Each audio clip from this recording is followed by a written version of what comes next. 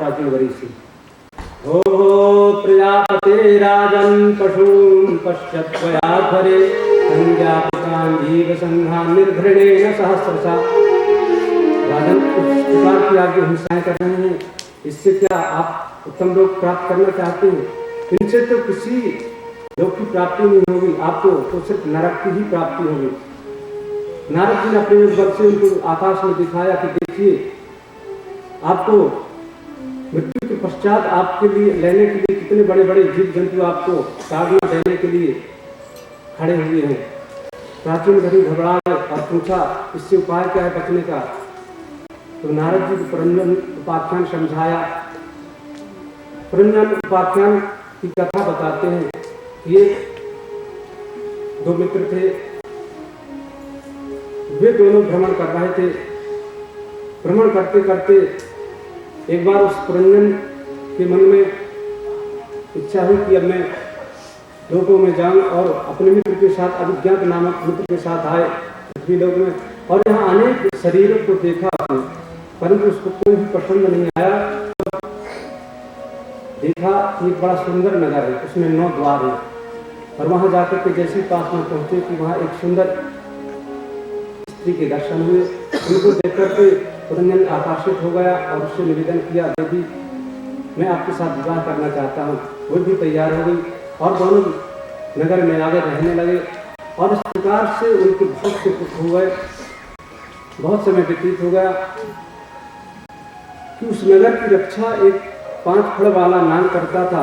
और उस पुरंजन की जो स्त्री थी उसके 10 सखियां थी और उन 10 सखियों का एक नायक था। इस प्रकार से वे सब रहने लगे। एक चंद्रवेद नामक गंधर्व था, उसकी सेना थी जिसमें संख्या थी 720। वो हमेशा उस नगर को नष्ट करना चाहता था, परंतु फिर भी सक्षम नहीं हुआ। तब उस काल की कन्या थी एक जरा नाम की। वो भ्रमण करती अपने पति को ढूंढ रही थी। नारद जी से भेंट हो गई। नारद जी को वह पति बनाना चाहे। नारद जी ने कहा, मैं आपसे विवाह नहीं कर सकता क्योंकि मैं तो ब्रह्मचारी हूँ। नारद जी को उसने साफ दे दिया कि आप एक जगह कहीं ठहर नहीं सकते हैं।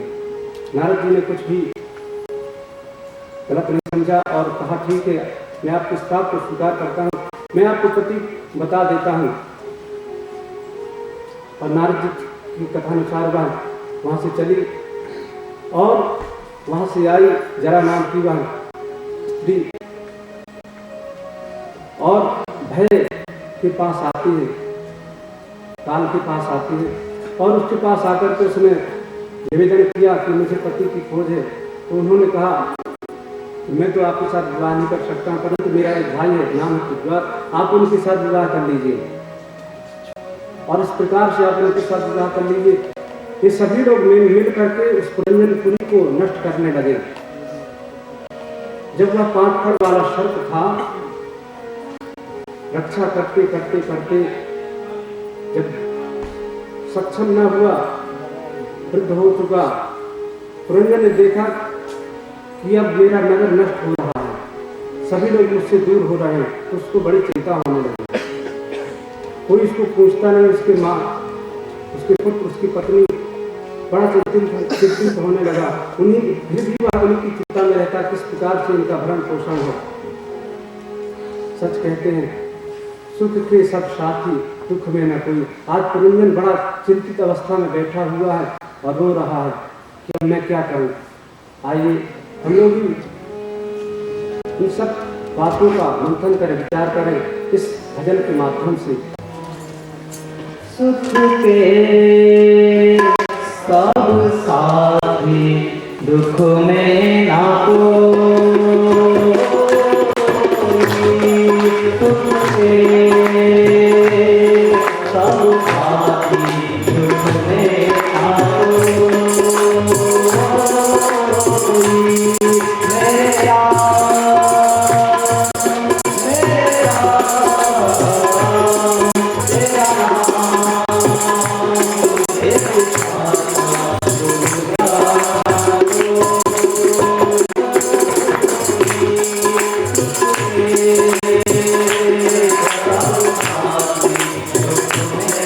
मेरा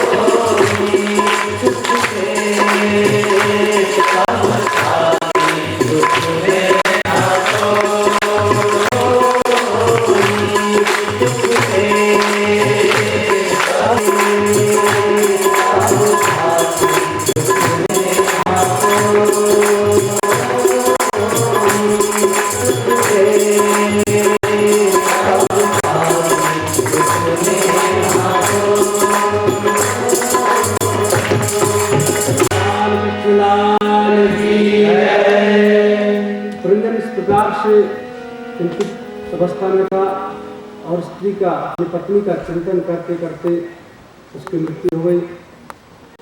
अनेक प्रकार से नरक यातना भोगने के पश्चात उसको स्त्री होने की प्राप्ति, स्त्री रूप की प्राप्ति हुई उसको।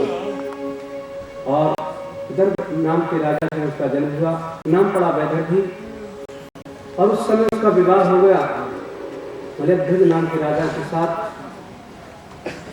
और मलयध्वज उसको लेकर के अपने राज में गए। और बहुत समय पश्चात जब व्यतीत हुआ समय तो मलयध्वज वन में चले गए पत्नी को लेकर के।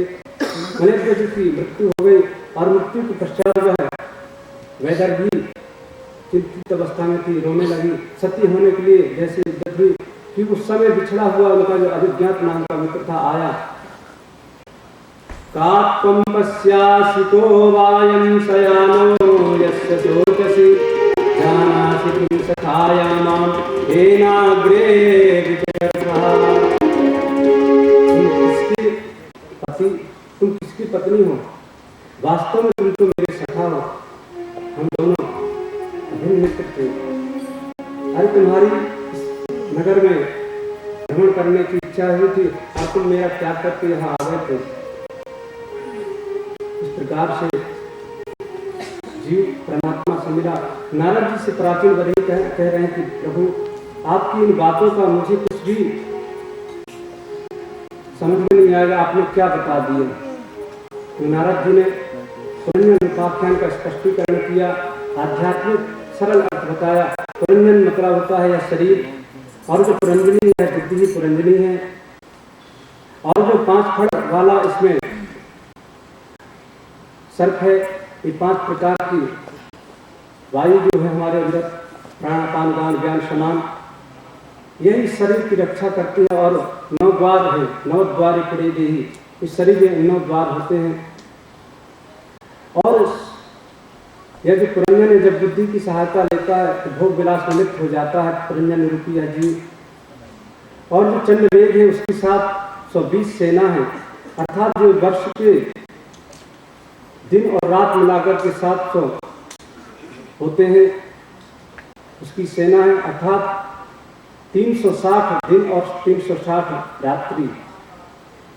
जो रात्रि है वे गंधर्वियां हैं और जो दिन है वे गंधर्व हैं। उस चंडवेग नामक गंधर्व की ये सब सेना है, इनको लेकर के वह इस पुरंजनपुरी को छीन करता रहता है। फिर भी वह जो 5 फड़ वाला सर्प उसकी रक्षा करता है। चंडवेग सफल नहीं होता है तो काल की कन्या जो जरा उसकी सहायता लेता है और प्रज्वल नामक जो है वो उस पुरी को आकर के छीन करने लगता है। और इस प्रकार से इन सब की सहायता से उस पुरंजनपुरी का नष्ट हो जाता है। अर्थात यह पुरंजन रूपी जो शरीर जीव का जो शरीर है यह नष्ट हो जाता है और फिर अनेक योनियों में भ्रमण करता रहता है। अनेक प्रकार से नारद जी ने स्पष्टीकरण करके समझाया पुरंजन उपाख्यान। प्राचीन वही ने सब शक्ति को त्याग दिया, नारद जी का पूजन किया और नारद जी वहाँ से चले गए। राजन भाई ने परमात्मा का चिंतन किया। मैत्री जी कह रहे हैं कि इधर जो प्राचीन वही के जो प्रचेतस पुत्र थे वे लोग तपस्या कर रहे थे। परमात्मा ने दर्शन दिया उनको और उनको आज्ञा दिया कि आप लोग जाकर के सृजन कीजिए। प्रमलोचा नाम की अप्सरा के साथ उनका विवाह हो गया। प्रमलोचा नाम की अप्सरा और कर्णी ऋषि के द्वारा जो उत्पन्न पुत्री थी, वाक्षी नाम था उसका, उन्हीं के साथ उनका विवाह हुआ। नारद जी ने प्रचेताओं को आदेश दिया कि अब आप लोग तपस्या करें और उन्हीं के द्वारा दक्ष का जन्म हुआ था। दक्ष को अभिषिक्त किया। प्रचेता लोग चले गए वहां से। परमात्मा को चिंतन करते करते परमात्मा को प्राप्त किया।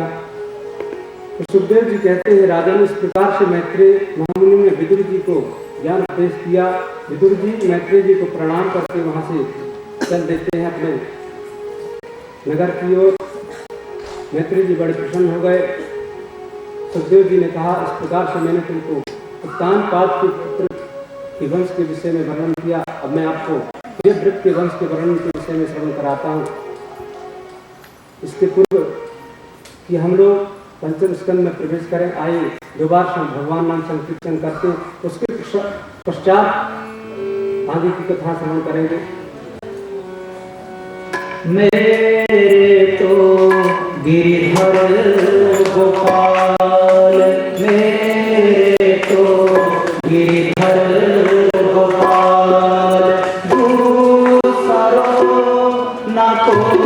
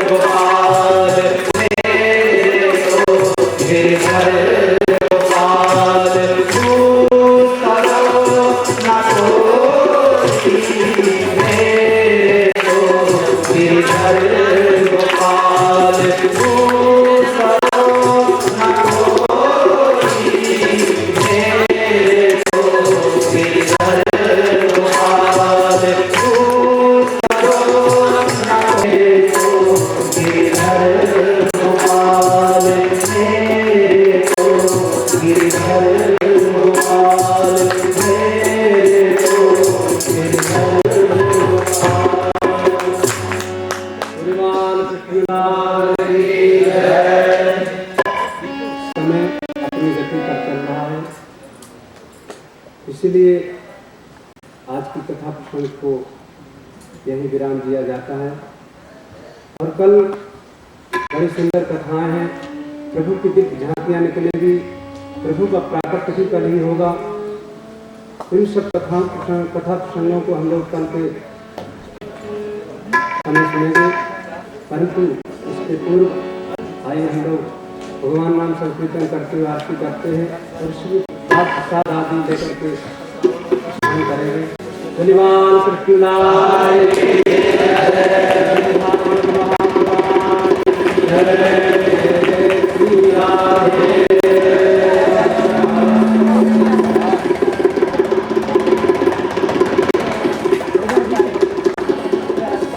श्याम के बिना तुम आधी, श्याम के बिना तुम आधी, तुम्हारे बिना श्याम आधे, राधे राधे राधे राधे राधे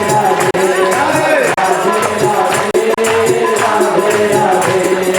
आपको हरे को राधे